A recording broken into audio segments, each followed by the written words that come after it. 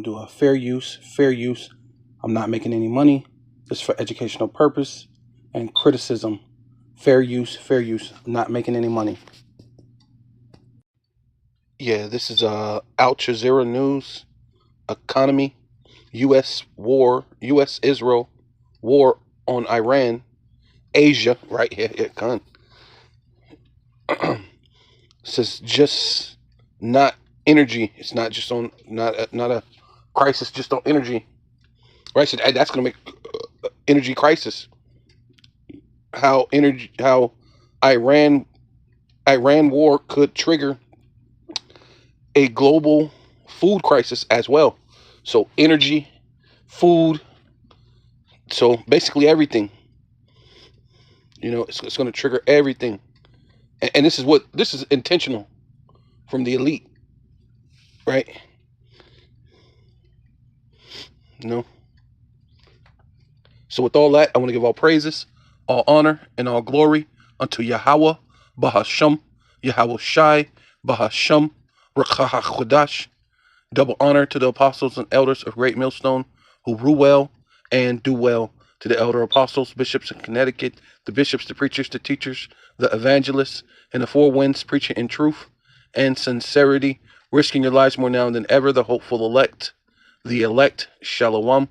To the Israelite foreigners whose phenotype may look like another nation, but bloodline goes back to Israel through your father and have come back to the fold, Shalom. To your sisters, Yuchwathiim, who listen and learn under your husband, which is your spiritual leader, with meekness and with silence. This your brother Ram Yehuda with the lesson. Yeah, it says a critical fertilizer shortage threatens global food security amid Iran war. Right, so they're saying this war is gonna affect the food because you need probably fertilizer, seed, things to be delivered to other countries, and other places, and namely what America, right? Because everything comes from somewhere else in America. You don't develop your own things, and then you walk around bragging like you're this big bad. Everything you need comes from someone else. That's crazy. It says amid the ongoing war in Iran, the surging prices of oil since ships were disrupted through the Strait of Hammuz was has caused great alarm. It says on March 2nd, Abar Abar Rumhim Abarhim Abaraham Abar yeah Baraham him Abarhim Jabari, a senior ad, advisor to the commander in chief of Iran's Islamic Revolutionary Guard Corp. And Corp normally, when you put Corp on it, normally means like a company, you know. So I don't know if it's like America, because America's a corporation, right? So it's not a country anymore. I forgot when it was. I don't know if it was 18 something when America, they went back and changed it. They made it illegal. Think that America, or if you say America or USA, it's a corporation. It's a company. It's not a country. That's crazy that this one said a corp, like a country, like a company, and not a country, or you know what I mean? That's crazy. Uh, then that's the acronyms for that. It says announced that the Strait of Hammuz, through which 20% of the world's oil and gas is transported, was closed. A move that sent oil prices surging higher than $100 per barrel, right? And they were saying get ready for $200 a barrel, but maybe even $300 a barrel, right? but but the experts say a parallel crisis is looming, and considerable threat to global food security could be a looming shortage of fertilizer essential for food production, right?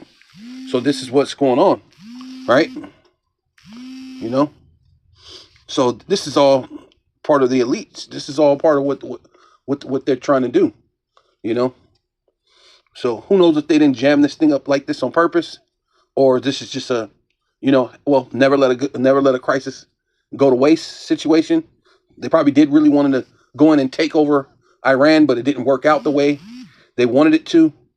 So then now it's, you still have to work it out the way things are, you know. And yeah, and I can see it. The devil never changes his strategy. He may rename it, but he never changes his strategy, right? Going back all the way back to 70 AD for one, right? They blocked us in, wouldn't let any food come in, wouldn't let any food come out. And it was easy to destroy you, right? And of course, those are the curses. Right? You have to go to your enemy for the one of all things. So going back into that, right? Time of of slavery, and hey, even now, see, put you in a bind because nothing is really created here in America. Even the things that are created or put together, you have to wait for it to come somewhere else, and then you could build it here. You know what I'm saying? It's not fully built piece by piece by piece, and its full extent here, right? So it's leaving what? A crisis. Worry about bad weather. This year, they're worried about the price of fertilizer. I've talked to my supplier about what we need. We've got some of it locked in. He's still having some struggles getting the fertilizer that he needs locked in too. The struggle is because of the U.S.-Israel war on Iran. Gulf countries produce 15% of the nitrogen, potassium, and phosphorus used in American agriculture.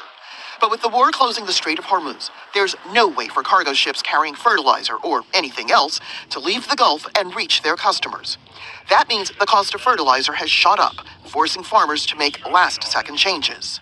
I think we'll see some farmers switch some corn acres to bean acres, and I haven't pulled that trigger and decided to do that yet, but I'm sure thinking about it. The trickle-down effect is easy to see. If farmers grow fewer crops, what's on the market will be more expensive as well, and shoppers will have to pay. Industry leaders say the only answer is to reopen the Strait. Hopefully we can see some calming down of those prices and really get back to I don't know if there is such a thing as a normal year, but get back to some input prices that allow some profitability on those farms. Yeah, so basically, you could see it. Which this is a thing of the elite. They've been basically it's a way to bring in that Novus Ordo Seclorum,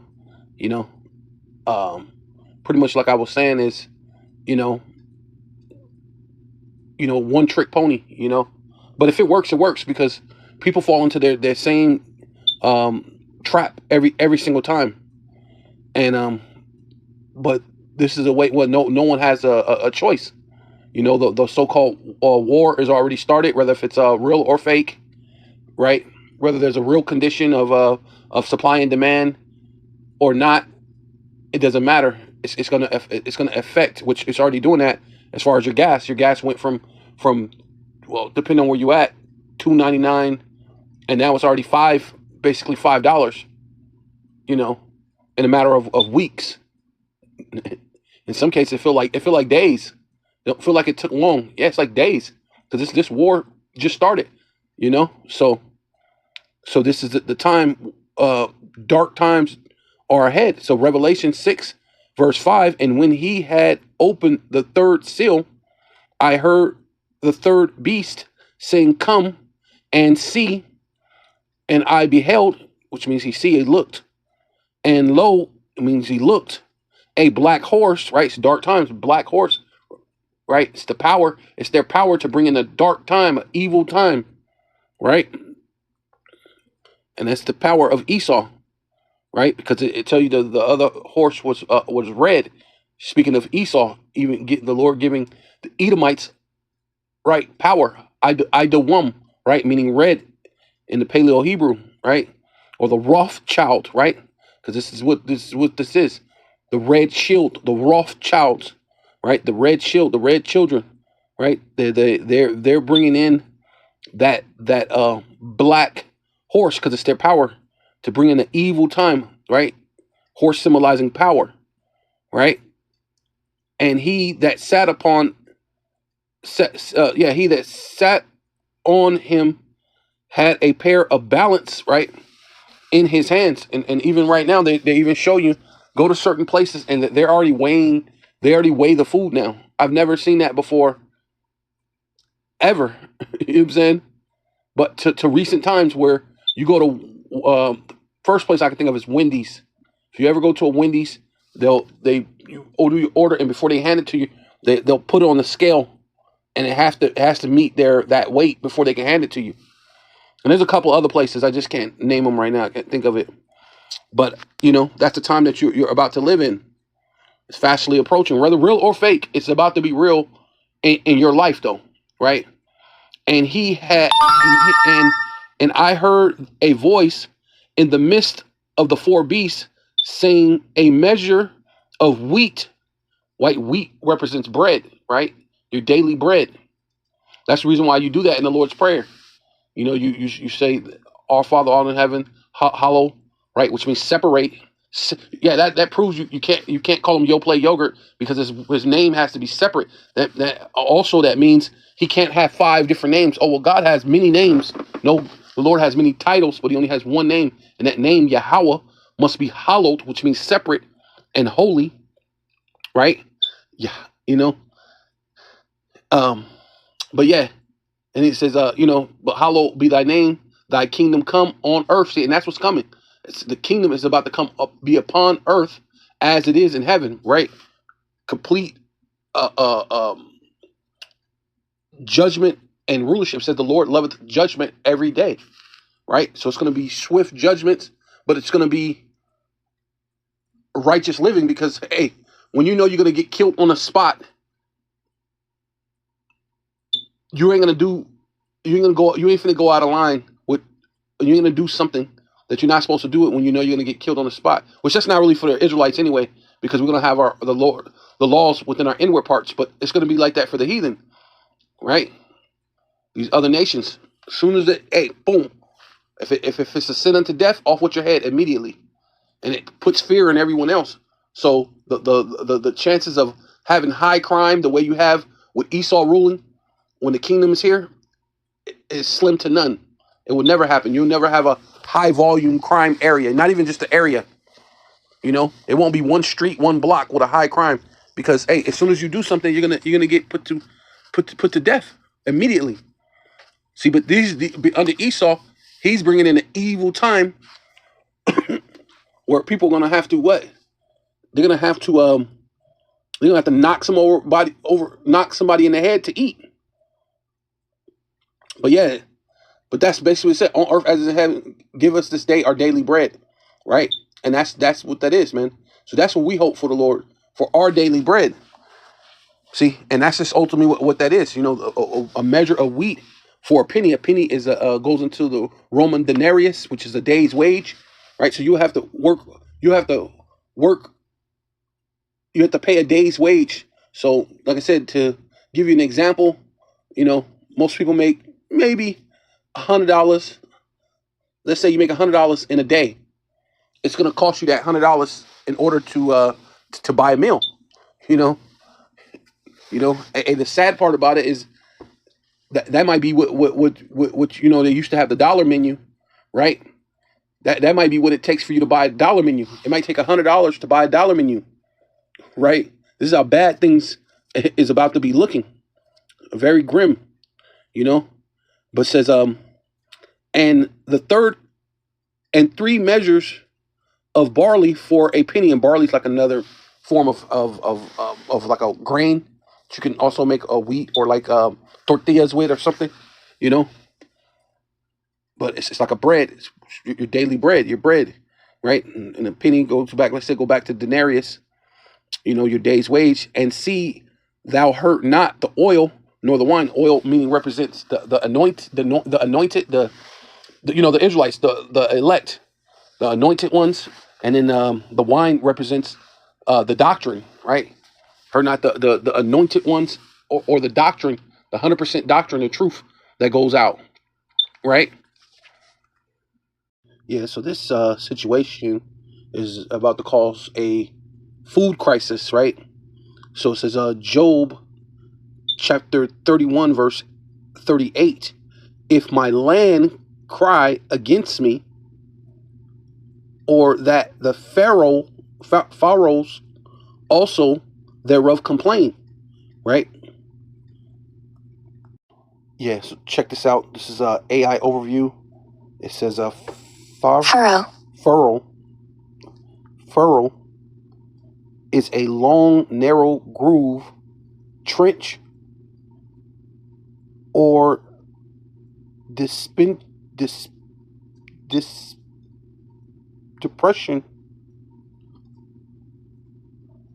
typically made in the ground by a plow for planting or irrigation, right? So if the ground is crying to you, basically because there's no life coming out of it, but then it can't be any life coming because there's no water to get to it, right? So there's no water. So then your agriculture, or your thing is basically gone bust. It's done, right? And that's what they were talking about too. That these hackers and these drones and things may hit the what's it called, the infiltrate, basically the water plants, right? Because everything's connected to some type of computer. The water's connected to the electric is connected to the water in some cases, because sometimes they'll let the water runs through the thing, which basically powers the system. So once the water's ran dry, you also, on top of not having water, you won't have any electric, right? And this right here is a standard furrow. You have the people, where they see, and that ground like that is going to cry out, basically saying it's going to complain. It ain't no water here, right? Which is going to basically, hey, you're in a time of the hour of temptation, right? Yeah. So basically, that's the ground crying out, complaining, thereof complain, right? But it says, Job 31 and 39, if I have eaten the fruits thereof without money, right? A lot of people are going to be doing a looting and some shooting, right? Because that's the time that you're going to be in, which that's going to be a even more of a reason for them to micro-CIP everyone, saying it's not right. You can go in there and cause harm to this business, and it makes everybody prices go up, which they don't give a damn about the prices going up, because they're going to be going up and down, fluctuating how they want to. It'll fluctuate according to the stock market, which they're talking about doing that, where the price tag is going to be digital, and it can change real time according to the stock market. So they don't really give a damn. This is just one of those excuses they'll give you to put the micro-CIP in your hand, right hand, left hand, forehead, right, in order to have that total control. But in this time of dysfunction, right, order out of chaos, right, going into the chaos, people will be doing snatch and grabs, or have what cause the owners thereof to lose their life. Yeah, See, sometimes you got these small mom and pop places, and the owners are still working there, and people are going to just go in there and grab the thing. They're going to end up in some type of gunfight or something, and you take the life of the owner of the store, just so you could get your daily bread, because where you're going to be in those times, you know. It says thistles grow instead of wheat. See, in the time where they're already showing that now. They had been not allowing the farmers, right, the heart of America, right, to farm the right way, right. And the ultimate kick in the you know what was when Trump gave that all that money over to Argentina, right. And then now he went and started a war that's saying, hey, it's going to put even further the hardship on the farmers, right? And cockles instead of barley. See, and cockles instead of barley, man. So the words of Job are ended, right? Cockle. Yeah. From AI overview, it says a cockle is primarily a small edible sand burling bivalve mollusk family cockle with a rounded ribbed shell. So basically saying you're gonna inherit snails of some type of kind, right? Let's see an image. Yeah, some type of snails. Yeah, sometimes they're. Yeah, I guess if you're getting that, I guess that's what they'll have to end up selling, trying to sell that to make a buck. Cockle, yeah.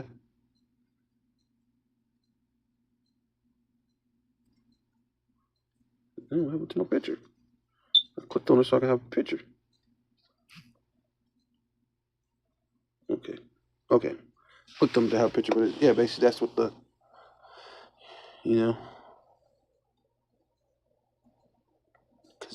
don't know, the other one I seen different.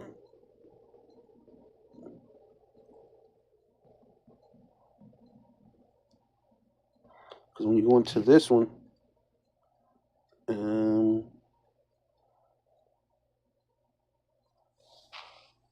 yeah, that's what. Yeah, that's the bivalve. Ugh, that's disgusting. They said that shit's edible.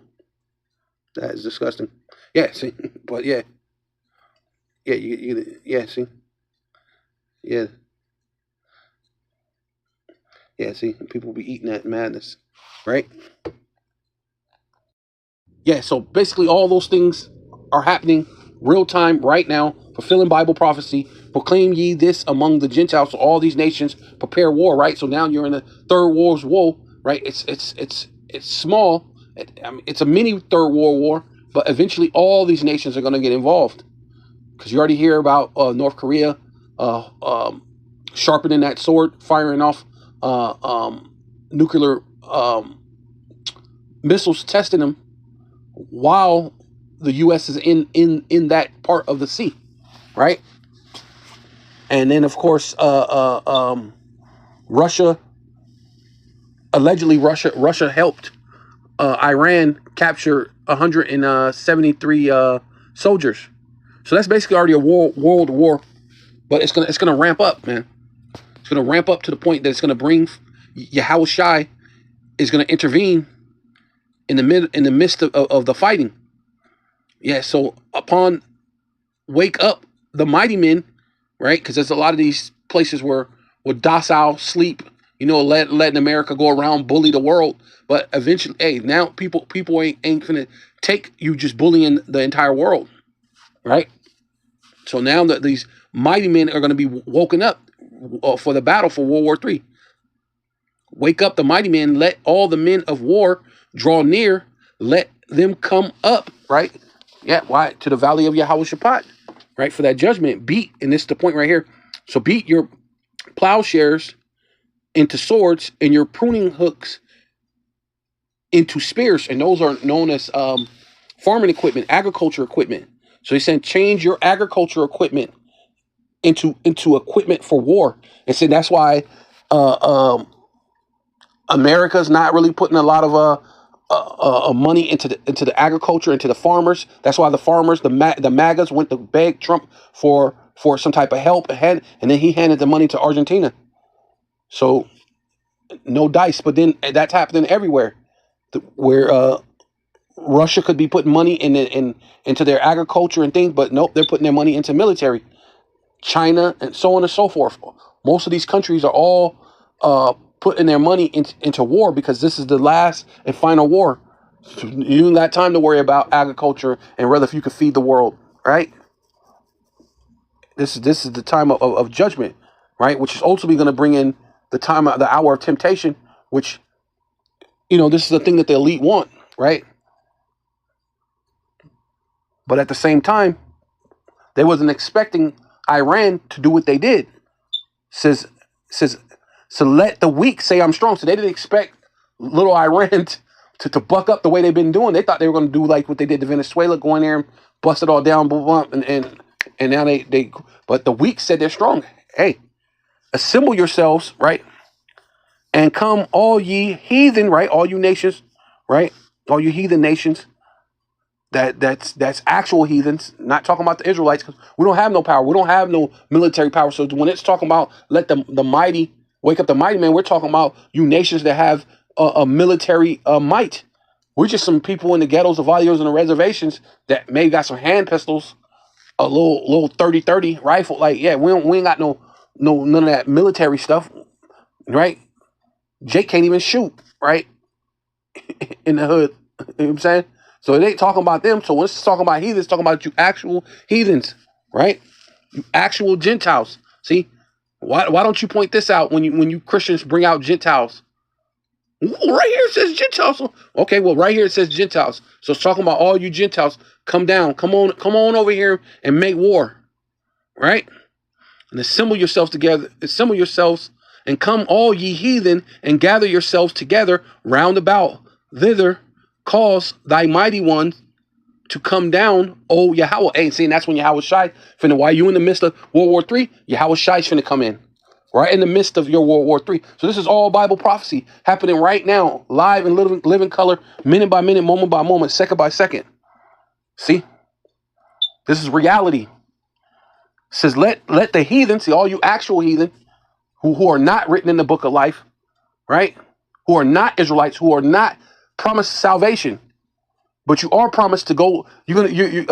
Trump is gonna round you up. You're gonna be put in that draft, and you're gonna get sent over into the valley of Yehoshaphat, right? Your face is gonna be turned towards the Euphrates, and your hinder part towards the Red Sea, and you're never coming back home. It says let the heathen be awakened and come up into the valley of Yehoshaphat, right? For there will I set to judge. But what happened to the love that God has for all nations? He just loves everybody.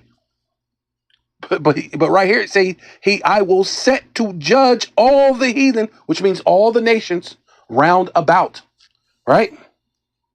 Yeah. So this is Jeremiah chapter 12 verse 13, and they sown wheat, but shall reap thorns. Yeah, so basically, I'm gonna go ahead and clarify this. You know what I mean? So that way, we get all the confusion. This is actually talking about the Israelites in the land of Israel, right? Right before the Lord cast them out of the land. But but now it's going to pertain to these Edomites that's in the land and in America, because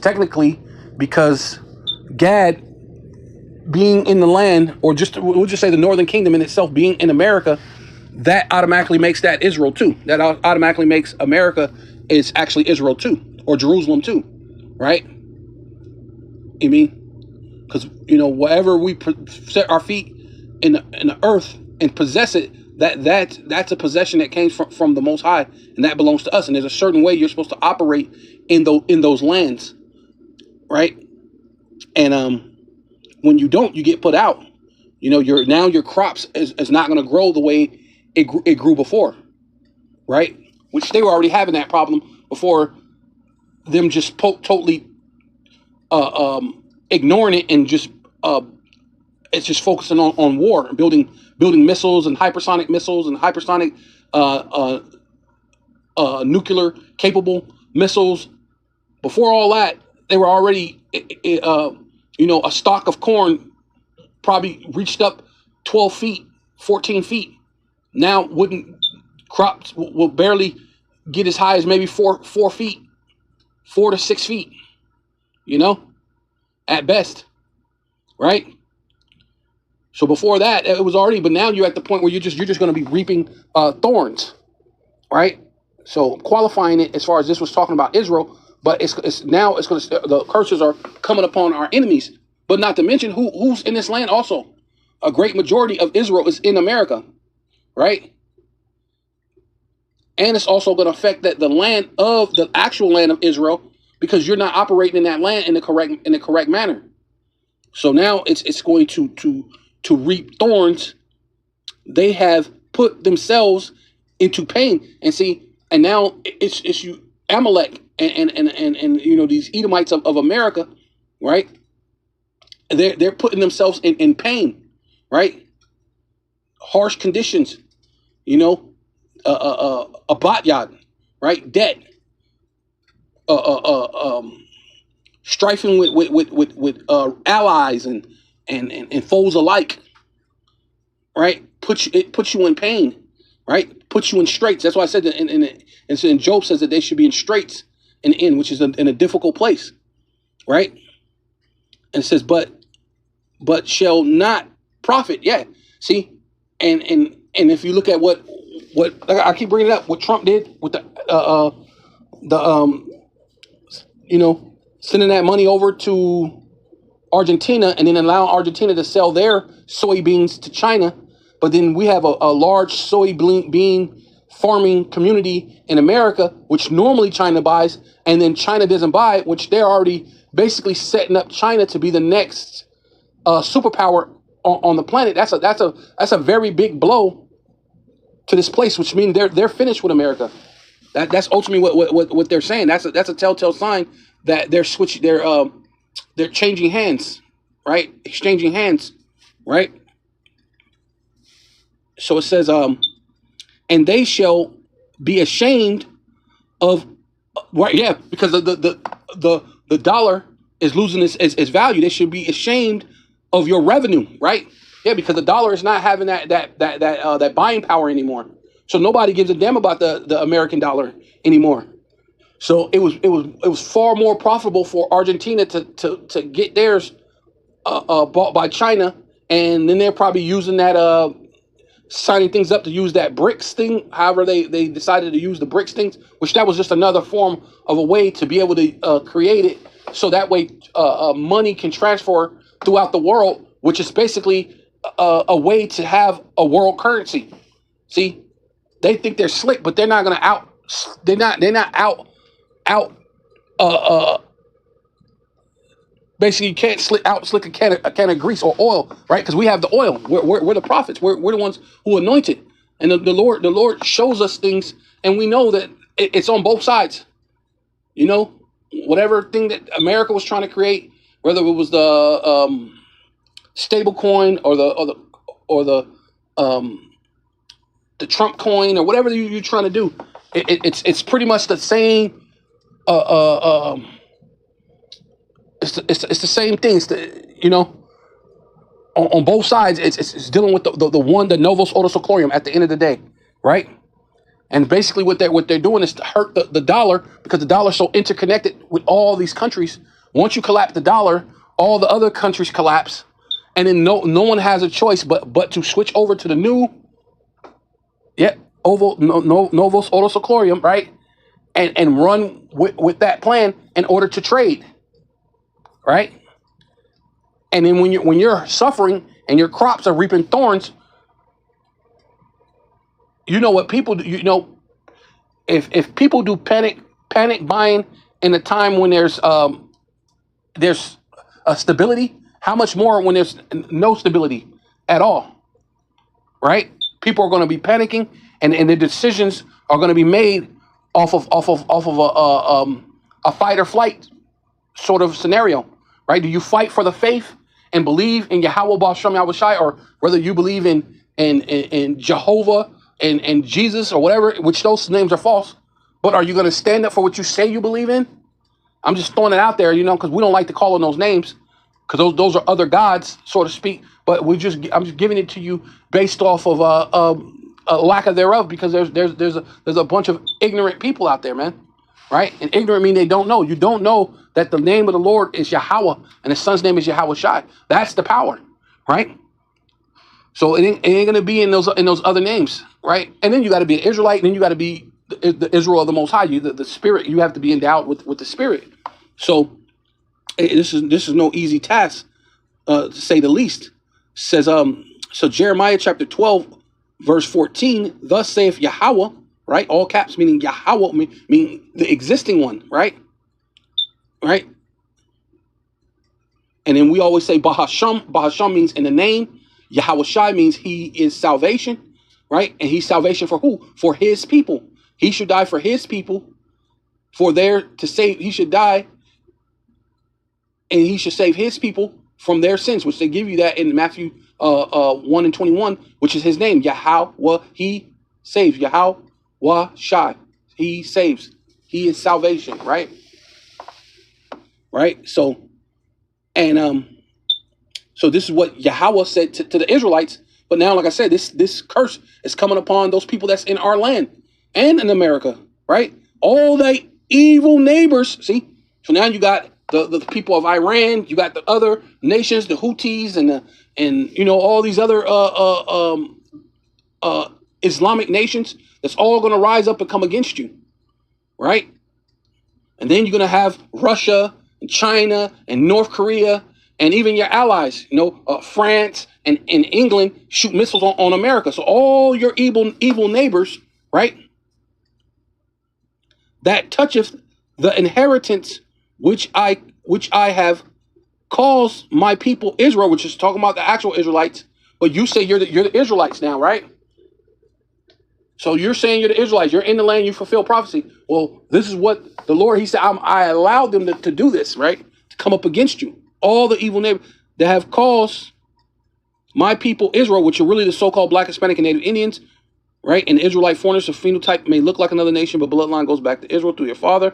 And all the Israelites, scattered Israelites around the world, which even some of those JJs are Israelites, right? We are scattered amongst every nation in every place in the world, but the bulk of the Israelites are here in America, ready to face judgment. Which that's what's about to happen if you're not of the elect. And it says to inherit. Right? So the Lord calls us to inherit that land. But guess who's in that land? A bastard. A bastard shall dwell in Ashdod, man. A bastard's in that land. And I will pluck them out their land. See?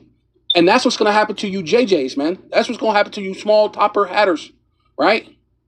You mad little hatters. Right? You're going to get plucked out of the land. Pluck them out of their land and pluck out of the houses of Judah from among them, right? So you're going to get cast out of the land of Israel, and all those to qualify that was talking about the Israelites, but I'm using this as this is what's going to happen to you because you're in that land. That land is a certain way you have to live in that land. If you don't live in that land, the Lord is going to cause enemies to come up against you, right? I mean, He did it to Solomon, right? Right? Solomon had about 40 something years of peace. But when Solomon went off, the Lord raised up a neighbor, an evil neighbor, a wicked neighbor. Matter of fact, let's get that real quick. Yeah, so this is 1 Kings 11 and 11. The point is in 14. But I'm just going to go through this just, real quick, Lord willing. It says, wherefore Yahweh, right, which means the existing one, Yahweh, all caps, said unto Solomon, For as much as this is done of thee, and thus has not kept my covenant and my statutes which I have commanded thee, I will surely rend the kingdom from thee, and will give it to thy servant, right? And you're not keeping the law, statutes, and commandments in the land. So the Lord said that he will rend it from Solomon, and Solomon was someone he came and spoke to in his and in his dreams, right? The Lord loves Solomon, right? Yahweh loves Solomon because who Solomon really is. Solomon is Yahweh Shai, whether you understand it or not. But he rent the kingdom from him because he wasn't keeping the law, statutes, and commandments, and that carnation. He went off in his old age.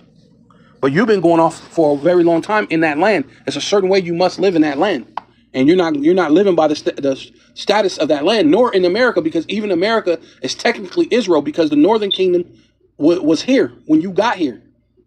And there's a certain way that you were supposed to operate in this land, being that this is a land that the Lord blessed the northern kingdom with, right? So technically, both lands are basically Israel, whether you understand that or not, right?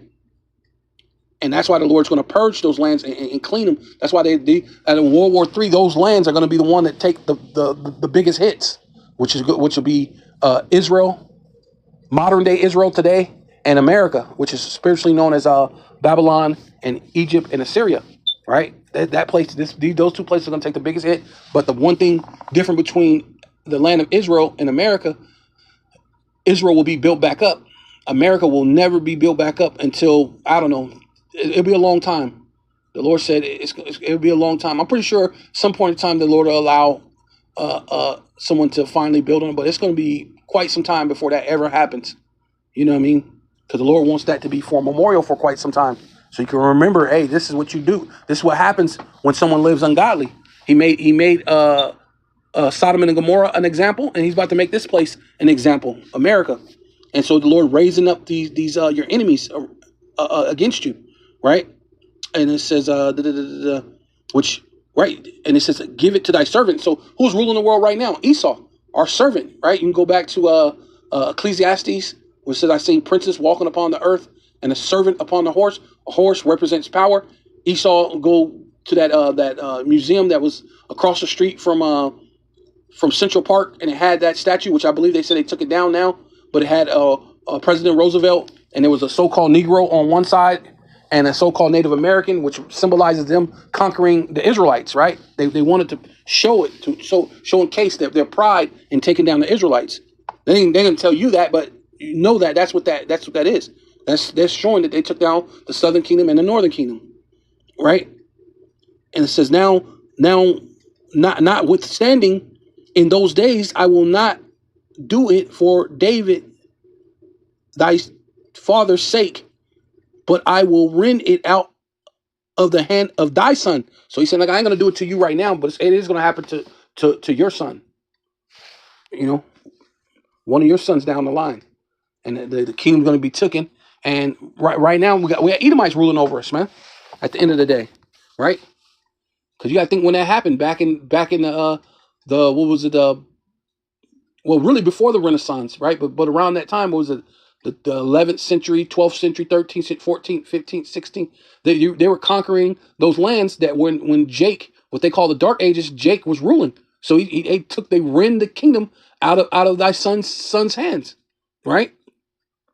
So it says howbeit I will not rend away all the kingdom, but will give one tribe to thy son, for David my servant's sake, and for Jerusalem's sake, which I have chosen. Right, the promise that there always be a king. He promised that there always be a king on David's throne, right? Which Yahweh Shai came back as son of David, representing the king of the Jews. He basically was that sacrifice, and now that blood had to be shed to ensure that promise, man. So now that promise is a surety for that the elect will rise up, come back, and inherit that land once more. And that land being the king being Yahweh Shai, but he's also going to raise back up King David himself, so King David can sit on the throne. And it says, and this is my point right here. And Yahweh stirred up an adversary, right, an enemy, unto Solomon, Hadad, the Edomite. See, and at that time, it said the evil neighbors. So who was your neighbor at that time? It was these Edomites. But what makes it more thing is shows how the contrast is between Jacob and Esau. Because the Israelites versus the Edomites. It's always that contrast. So when the Lord raised up a neighbor, he raised up an Edomite, showing that you always have that perpetual hatred for Jake, right? So that's another contrast. So you can look at it in that perspective also as well. But your evil neighbors, right, being all those people in the Middle East, are going to shoot missiles on the modern day Israel, and then eventually World War III is going to shoot all them, the ones who got nuclear capabilities, the long range capabilities to be able to reach America. They're going to shoot it on America. So that's why the Lord said, come against her round about and spare no arrows, because the Lord's going to raise up a adversary, right? These evil neighbors, right? Hadad the Edomite, and he was the king. He was the king's seed, right, of Edom, right. And it's showing that their seed is always going to come against our seed, which meaning their genome, their genes, their seeds, their their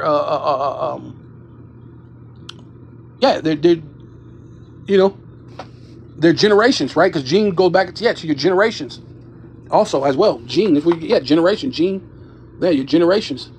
So, and the Lord said he was going to make war with Amalek forever. So, and it shows you now the Lord's making war. So I'm just making it as, I'm trying to give the thing. That thing was actually talking about Israel at that time. But now you're in the land. Hey, and the curses are coming upon you. Yeah. So I'm going to go ahead and do this. And this is 2nd Ezra chapter 15, verse 14. Woe to the world. See, now that's what's going to happen. Because this American dollar is tied into every country, right? Because it's the world reserve currency, and this thing is gonna affect the entire world, right? Whether you can get fertilizer and seed and oil and gold, or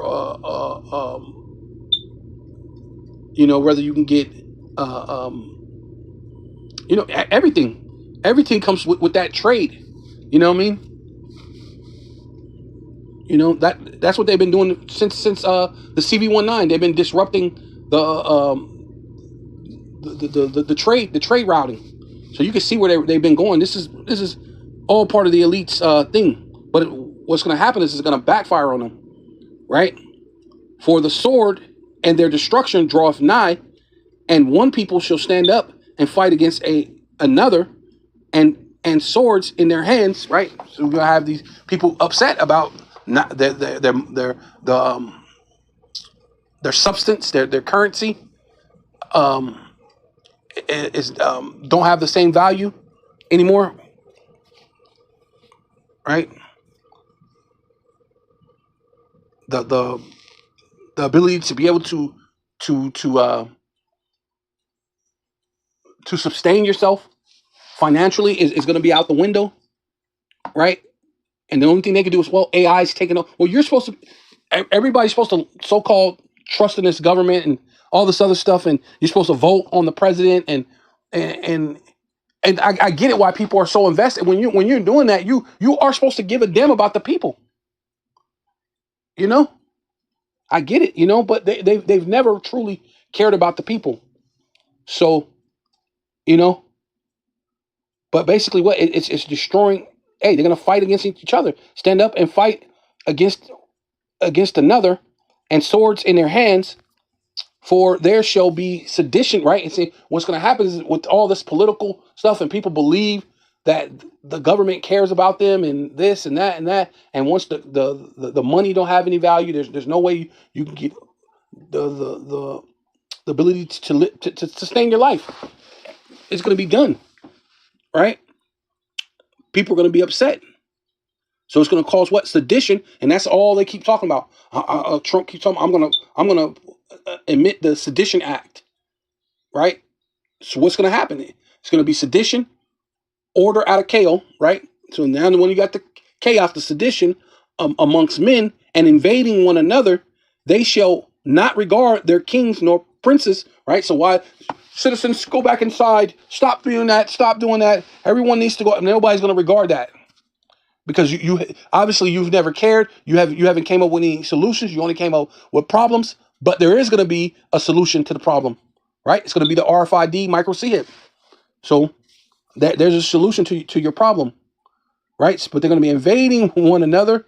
They shall not regard their princes, their kings, nor princes, like and the cause of their actions shall stand in their power, right?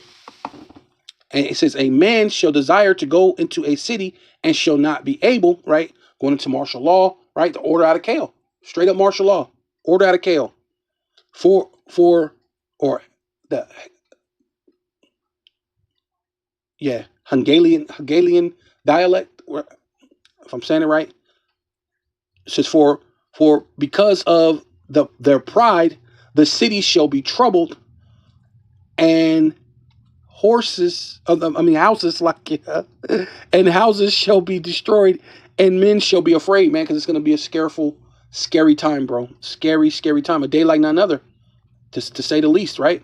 And it says, and a man shall have no pity upon his neighbor, but shall destroy their houses with the sword. And the modern day sword is the gun, missile, whatever, drone, whatever they're going to be doing, man. It's going to destroy your home, your house, your land, and they're doing that now.